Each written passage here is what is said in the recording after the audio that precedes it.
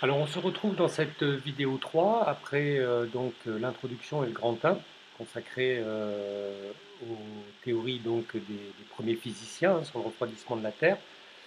Bon, rappelons que Buffon avait estimé lui un âge de 96 000 ans. Bon, on avait vu que qu'il avait changé pas mal de fois de résultats, et Kelvin, qui utilise donc la théorie de la conduction de la chaleur de Fourier, estime environ à 100 millions d'années l'âge de la Terre.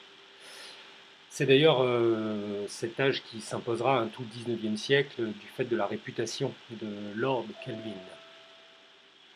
Alors ici, le grand 2, donc sur les arguments biologiques et géologiques, qu'est-ce qui va se passer en fait au 18e, 19e?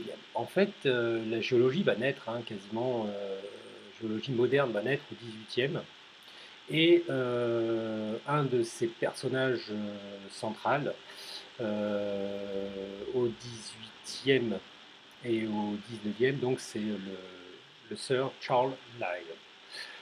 Alors, quel est en fait le fond de la pensée en fait de Lyell? Lyell est partisan, comme c'est indiqué ici, de ce qu'on appelle l'uniformitarisme, qu'on appelle aussi plus en français l'actualisme. Qu'est-ce que ça veut dire? Ça veut dire que tout ça est expliqué ici, dans les petits extraits de son livre. Simplement, il explique que tout ce que nous voyons aujourd'hui, en fait, répond à des causes. Quand vous regardez un paysage, les montagnes se forment, il y a des forces en jeu. Ces montagnes peuvent se creuser de rivières, etc. Les dunes se forment, les plages évoluent, etc.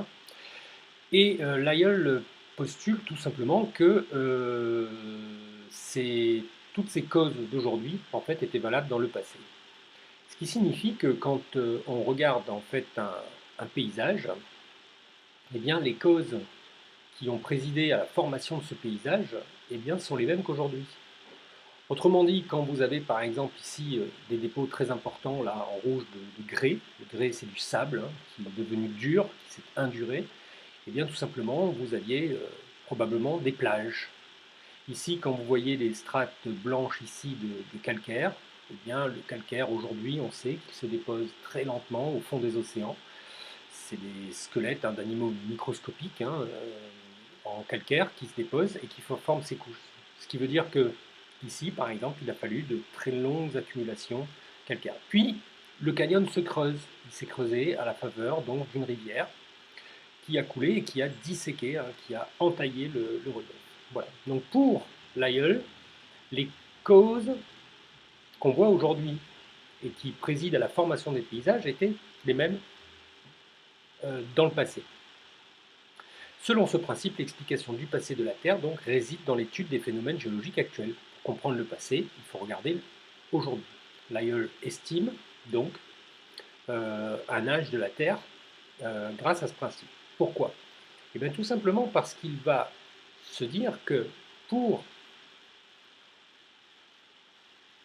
avoir le temps de faire une séquence d'événements qui correspond à la formation des paysages, eh bien, il va falloir du temps. Tout simplement parce que ce qu'on observe aujourd'hui, c'est que les phénomènes géologiques sont extrêmement lents. Et il va faire un...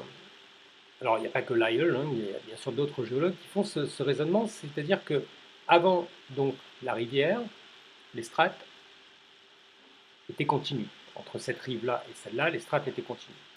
Et avant cette strate-là, il a fallu déposer celle-là. Et avant celle-là, il a fallu déposer celle-là. Et ainsi de suite, et ainsi de suite. Ça veut dire qu'on va pouvoir remonter le temps en remontant donc des événements les plus récents.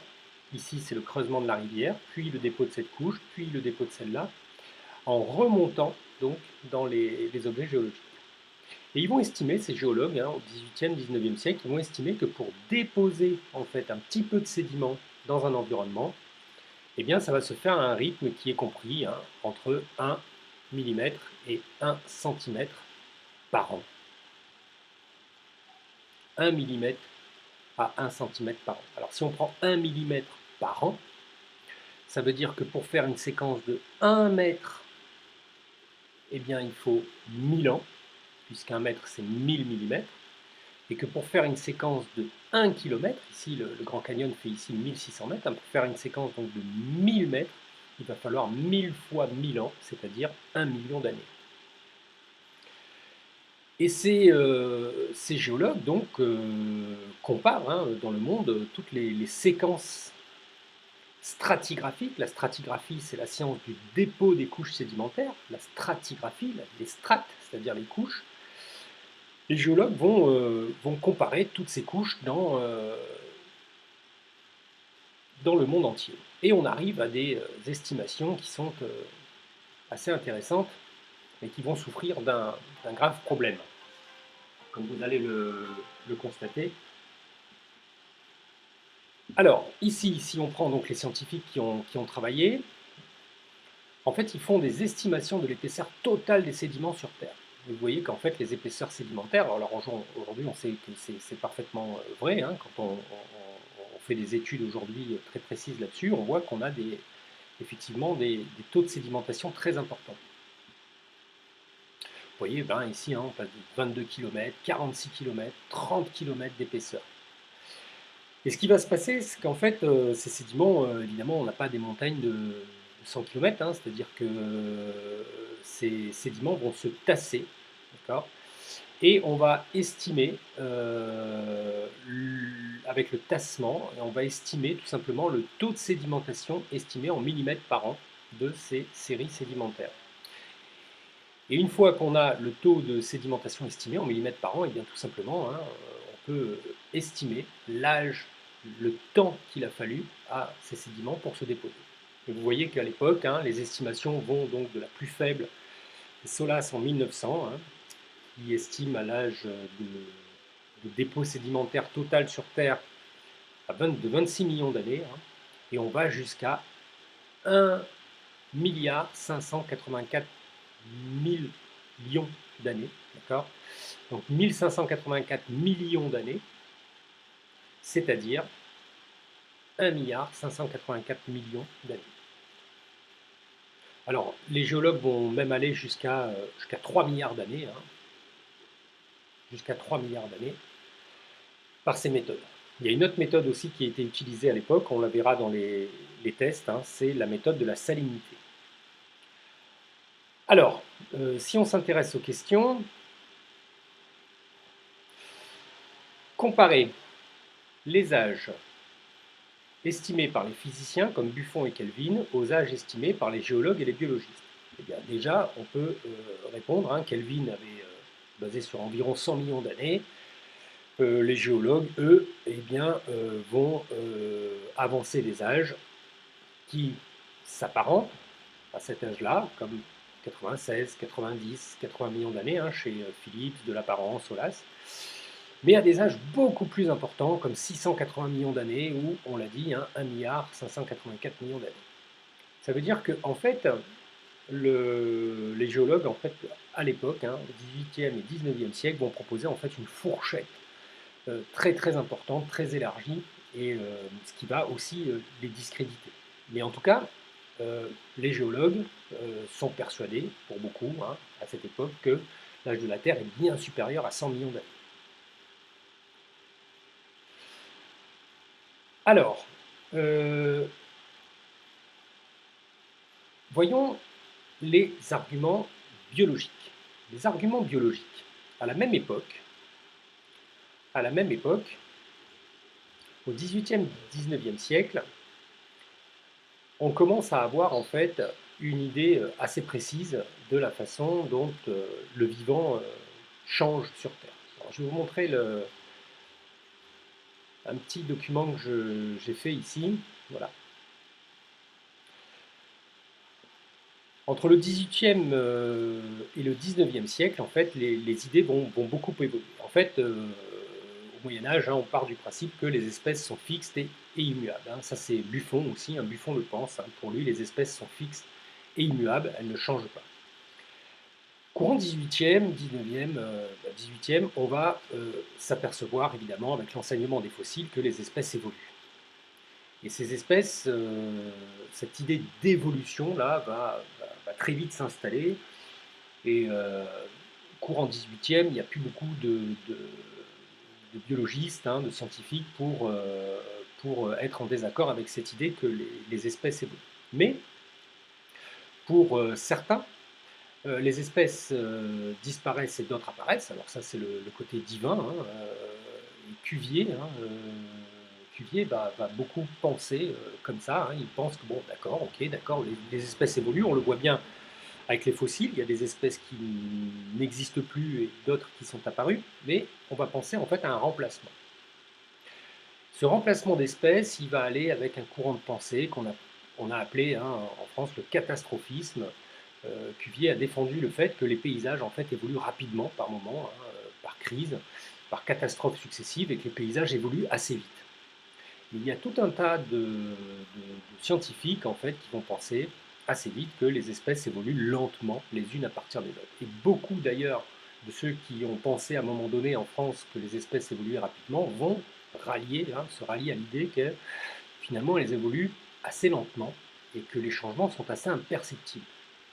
Et ça va aller avec l'idée donc que les paysages évoluent lentement, c'est-à-dire l'idée finalement de Lyell, hein, de l'uniformitarisme ou de l'actualisme, c'est-à-dire qu'en fait les paysages comme les espèces vont évoluer de façon lente et par petits changements successifs.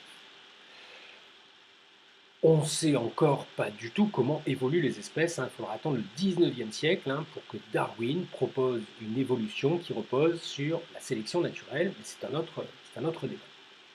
Et finalement, les biologistes, ce qu'ils vont apporter dans leur champ propre, eh bien, c'est cette idée que pour que l'évolution se fasse, voilà, par exemple une représentation hein, à partir des êtres vivants ancestraux, ou de l'espèce ancestrale, hein, une représentation très simplifiée même encore ici, hein, de l'évolution de toutes les espèces. Pour que ces évolutions se fassent là, eh bien, il va falloir beaucoup, beaucoup, beaucoup de temps. La sélection naturelle peut soulever les objections qu'on avait d'abord opposées aux magnifiques hypothèses de Sir Charles Lyell, lorsqu'il a voulu expliquer les transformations géologiques par l'action des causes actuelles. La sélection naturelle n'agit que par la conservation et l'accumulation de petites modifications héréditaires dont chacune est profitable à l'individu. Bon, ça c'est le cœur même de la sélection naturelle, de l'évolution par sélection naturelle. Et ce qui est très intéressant chez Darwin, c'est quand justement il nous parle du temps. Ces lentes et progressives transformations nous échappent jusqu'à ce que, dans le cours des âges, la main du temps les ait marquées de son empreinte. Et alors nous nous rendons si peu compte des longues périodes géologiques écoulées que nous nous contentons de dire que les formes vivantes sont aujourd'hui différentes de ce qu'elles étaient autrefois. Ici, en fait, ce qu'insinue Darwin, hein, si on veut parler du temps, c'est que tout simplement, il a fallu beaucoup, beaucoup, beaucoup de temps pour mener aux formes et aux espèces qu'on observe aujourd'hui. Alors, évidemment, en biologie, à l'époque, on ne peut pas quantifier ces âges, mais les gens comme Darwin et comme les biologistes donc, du 19e siècle se rallient à l'idée hein, que finalement la sélection naturelle, l'évolution des espèces est tout à fait dans le courant de l'uniformitarisme, de l'actualisme, c'est-à-dire que dans le passé, il a fallu de petites causes et de petites causes, des causes et de petits changements qui se sont accumulés et qui aujourd'hui font que on constate de grands changements. Mais si l'évolution est spectaculaire, celle des espèces comme celle des paysages, elles s'inscrivent en fait dans un processus très long et très graduel. Voilà, donc ce qui fait que ici, les âges proposés donc par les biologistes et les géologues sont en contradiction avec les physiciens. Hein. Expliquer pourquoi les âges obtenus par les physiciens sont en contradiction avec l'interprétation des phénomènes géologiques et biologiques. Eh bien parce que tout simplement, il faut bien plus de 100 millions d'années pour faire tout ça, au niveau géologique et au niveau biologique. Alors expliquer par des arguments de physique pourquoi l'âge calculé par Buffon n'est pas défendable, on l'avait déjà indiqué. Hein. La Terre n'est pas en métal, la Terre ne conduit pas non plus uniquement la chaleur, hein, elle est bloquée à la base de la litosphère, donc Il ne s'agit pas d'une diffusion simple comme ça de la chaleur de l'intérieur du globe. Mettez en évidence les limites de la méthode utilisée par Kelvin pour obtenir l'âge de la Terre. Bon, ben, ça pareil, on en a déjà parlé, hein, c'est ce que je vous avais montré sur la conduction de la chaleur. Hein. La Terre n'est pas que conductrice, hein, elle est convective. Et puis surtout, je pense qu'il y a un argument qui est extrêmement important et qu'il faut opposer. Aujourd'hui, on le sait, c'est qu'en fait la Terre, ce n'est pas uniquement de la chaleur accumulée au départ, lors de sa formation, mais en fait que pour moitié, au moins, la Terre continue de chauffer. Et elle continue de chauffer tout simplement pourquoi? Eh bien parce qu'elle contient des éléments qui sont radioactifs. Et ça c'est très intéressant parce que finalement, ces éléments radioactifs, cette chaleur que dégage la Terre perpétuellement, c'est quelque chose dont Kelvin n'avait évidemment pas connaissance. Et par contre, ce qui est l'ironie du sort, c'est que ce sont ces éléments radioactifs qui vont permettre eh bien, d'apporter la solution à cette histoire, à cette controverse de l'âge de la Terre. C'est-à-dire qu'en fait, la solution définitive va venir effectivement de la physique et de la géologie. Voilà. Et c'est ce que je vous propose dans le Grand 3, c'est de découvrir, alors ce sera sûrement la semaine prochaine, comment